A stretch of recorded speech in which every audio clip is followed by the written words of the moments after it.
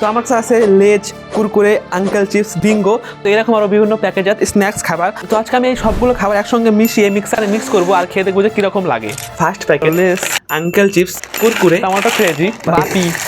তো আমি এটাই ভাবছি এতগুলো খাবার যখন একসঙ্গে মিক্স করে খাবো তখন টেস্টটা যে কিরকম লাগবে, তো সেটারই আমি অপেক্ষায় আছি। এরপর ভুজিয়াটাকে ইমোটের মতন করে ঢালার চেষ্টা করি, কিন্তু আমি পারি না। গাইস, এটা লাস্ট প্যাকেট বিঙ্গো। ও মাই গড। তো গাইস, সবগুলো প্যাকেট খোলা কমপ্লিট। তো চলো এখন এগুলোকে মেশানো যাক।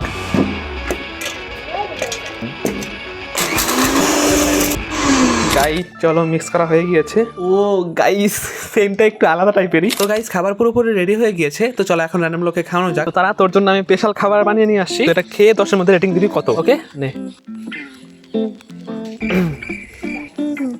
রেটিং দে। কত রেটিং? 7।